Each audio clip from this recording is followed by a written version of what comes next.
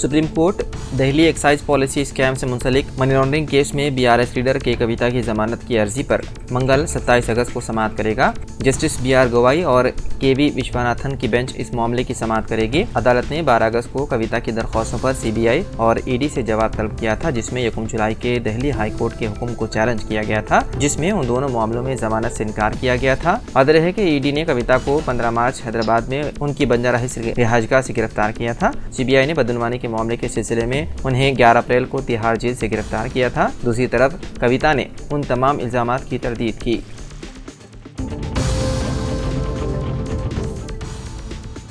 महाराष्ट्र नवनिर्माण सेना के सरबराह राज ठाकरे की मीटिंग के दौरान चोरों के जरिए हाथ सफाई करने का मामला सामने आया। बताया जाता है कि इस मीटिंग में चोरों ने किसी की जेब काटी तो किसी का आईफोन तक गायब कर दिया। ये मामला महाराष्ट्र के अकोला जिले का है। दरअसल गुज़िश्ता महीने 31 जुलाई को मनसे कारकुनों ने एनसीपी के एमएलसी मटकरी की गाड़ी पर तोड़फोड़ की थी। इस दौरान एमएनसी के विद्यार्थी अखाड़ी के दिल्ली नायब सदर जय मालोकार की दिल का दौरा पड़ने से मौत हो गई थी। इसी सिलसिले में राज ठाकरे जय मालोकर के अपराधी खानदान से मुलाकात करने अकोला पहुंचे थे।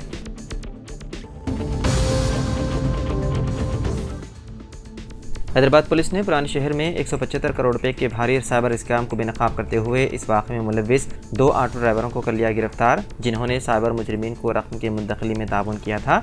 ज़राए के मुताबिक पुराने शहर के शमशीरगंज एसबीआई बैंक से सिर्फ 2 माह के अंदर 6 अकाउंट के जरिए 175 करोड़ रुपए दीगर मुल्कों को मुंतकिल कर दिए गए। बताया गया है कि 6 नकली अकाउंट्स का इस्तेमाल करते हुए इस गैर कानूनी लेन देन को अंजाम दिया गया। हैदराबाद से दुबई, इंडोनेशिया, कंबोडिया को ये रकम मुंतकिल की गई। बताया गया है कि उन्होंने क्रिप्टो करेंसी के जरिए इस फंड को दीगर मकामात मुंतकिल किए। तेलंगाना साइबर क्राइम ब्यूरो ने बताया है कि पुराने शहर में गरीब और बेरोजगार अफराद को बैंक खाते खोलने का लालच देते हुए नया स्कैम चलाया जा रहा है, जिसे आरबीआई ने रेंट ऑन अकाउंट का नाम दिया है। गरीब अफराद इस खाते से लेन देन नहीं करते हैं, बल्कि साइबर क्राइम के धोखे बाद उन अकाउंट का इस्तेमाल करते हुए रकम का लेन देन करते हैं।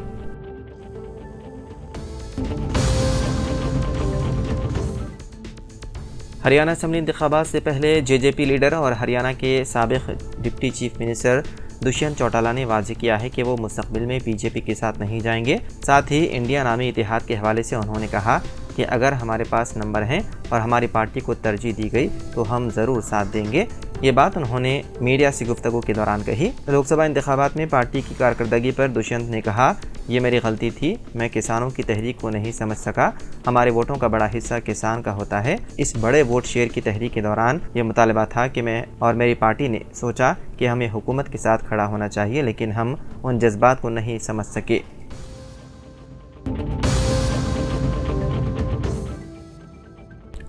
तेलंगाना के जोगुलंबा गढ़वाल जिले के आलमपुर कस्बे के संगमेश्वर कॉलोनी में बिजली का पुराना खंभा गिरने से एक 4 साल लड़के की हो गई मौत। तफसीलात के मुताबिक रिहायशियों ने इससे कबल महकमे बिजली से शिकायत की थी कि दरख्तों की शाखें इस इलाके में बिजली की लाइनों पर लटक रही है। इतवार को दरख्तों की शाखें काटने के लिए बिजली की फराहमी आर्जी तौर पर रोक दी गई। ताहम इस अमल के दौरान एक शाख बिजली की तारों पर गिर गई, जिसकी वजह से पुराना बिजली का खंभा टूटकर 4 साल महेश पर गिर गया, जो अपने घर के बाहर खेल रहा था। लड़के को शदीद चोटें आईं। मुकामी लोगों ने फौरी उसको अस्पताल मुंतकिल किया, ताहम डॉक्टरों ने उसे मुर्दा करार दिया। लड़के के वालिदैन ने अहले खाना और गाँव वालों के साथ बिजली महकमे के असिस्टेंट इंजीनियर के दफ्तर के सामने एहतजाजी मुजाहरा करते हुए अपने बेटे की मौत के लिए महकमे बिजली की लापरवाही को जिम्मेदार ठहराया।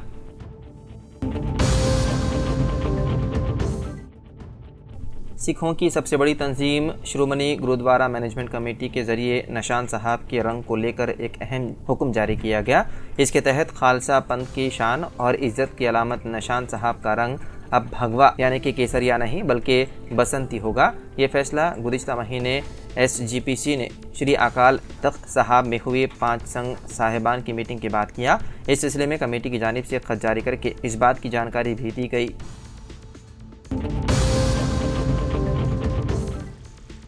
बुजुर्ग सियासतदान और नांदेड़ से कांग्रेस के लोकसभा मेंबर पार्लियामेंट वसंत बी चौहान का तवील अदालत के बाद हैदराबाद के खानगी अस्पताल में इंतकाल हो गया। 70 साल चौहान साल 2024 के आम इंतखाबात में बीजेपी के मौजूदा MP प्रताप राव चिखालीकर को शिकस्त देते हुए लोकसभा के लिए मुंतखब हुए थे।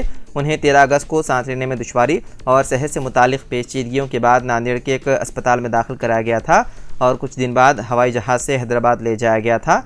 चौहान सेहत के मुतादिद मसाइल से दो चार थे, जिनमें लो ब्लड प्रेशर और गुर्दे के मसाइल शामिल थे, और उन्होंने सुबह तकरीबन 4 बजे हैदराबाद के किम्स अस्पताल में ली आखिरी सांस।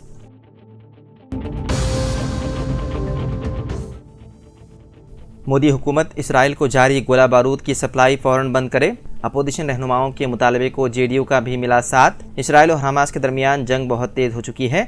अब जंग की आग लिबनान और ईरान तक पहुंच रही है। गुज़िश्ता रोज़ इसराइल ने लिबनान में 100 मिसाइल दागे हैं, जिसको जवाब में हिजबुल्लाह ने भी 300 से ज़्यादा रॉकेट लॉन्च किए। इस दरमियान हिंदुस्तान में अपोजिशन पार्टियों के रहनुमाओं के एक ग्रुप ने फ़लस्तीनी रहनुमा से मुलाकात की। उसके बाद एक मुश्तरका बयान जारी किया गया, जिसमें कहा गया है कि इसराइल के ज़रिए फ़लस्तीन में जारी कत्ले आम में हिंदुस्तान की शराकतदारी नहीं हो सकती।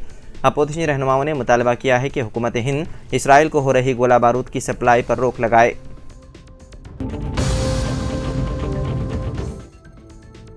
एक अजदे ने कुत्ते को निगल लिया। यह अजीब गरीब वाक़या रियासत तेलंगाना के ज़िले मंचिरियाल के मौज़े मंदामर्री के गांधीनगर में पेश आया, जिसका वीडियो सोशल मीडिया पर वायरल हो गया। मुकामी अफराद के मुताबिक गांधीनगर में झाड़ियों के दरमियान एक अजदे ने कुत्ते को देखा और उसे दबोच कर निगल लिया। इस मंजर को देखकर मुकामी अफराद ने स्नेक सोसाइटी के अरकान को इत्तला दी। वो फौरी तौर पर वहाँ पहुँचे। उन्होंने अजदे को किसी तरह पकड़कर महफूज तरीके से जंगलाती इलाके में छोड़ दिया। इस मंजर को देखने वालों ने इसे अपने सेलफोन के कैमरे में कैद कर लिया। आम आदमी पार्टी ने मरकज़ की बीजेपी हुकूमत की तरफ से लाई गई यूनिफाइड पेंशन स्कीम को मुल्क के मुलाजिमीन के साथ धोखा करार दिया। आम आदमी पार्टी के सीनियर रहनुमा और राज्यसभा के रुकन संजय सिंह ने यूपीएस पर रद्द-ए-अमल जाहिर करते हुए कहा, मोदी हुकूमत ने ये स्कीम लाकर लाखों मुलाजिमीन को धोखा दिया है। मुलाजिमीन को 25 साल तक खिदमत अंजाम देने के बाद ही इस स्कीम का फ़ायदा मिलेगा। ऐसे में नीम फौजी दस्तों के लाखों मुलाजिमीन जो 20 साल तक खिदमत अंजाम दे चुके हैं, इसके फ़वाइद हासिल नहीं कर सकेंगे। हमारा मुतालबा है कि मरकज़ी हुकूमत पुरानी पेंशन स्कीम को बहाल करे।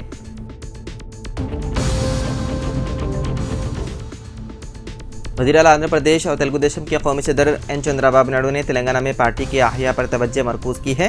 तेलंगाना में पार्टी के नए सदर के इंतखाब और मुजव्वदा मजालिस मकामी के इंतखाब में तेलुगु देशम के बेहतर मुदाहरे के मसले पर चंद्रबाबू नायडू ने एनटीआर ट्रस्ट भवन में तेलंगाना पार्टी कायदीन के साथ इजलास मुनक़्क़िद किया। चंद्रबाबू नायडू ने तेलंगाना में पार्टी की तमाम कमेटियों को मनसूख करने का ऐलान किया और अवाम में मकबूल और सरगर्म कायदीन को पार्टी में तरजीह देने का फैसला किया है।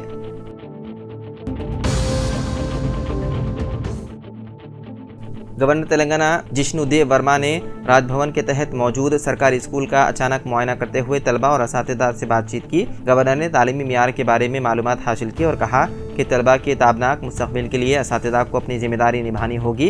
उन्होंने कहा कि बेहतर तालीम के साथ साथ नई नस्ल को साइंस व टेक्नोलॉजी की तरक्की से हम आहंग किया जाएगा, ताकि वो मुस्तक़बिल में मुल्क की तरक्की में अहम रोल अदा करें। गवर्नर ने क्लासेस का मुआयना करते हुए तलबा से बातचीत की और उनसे सवालात किए।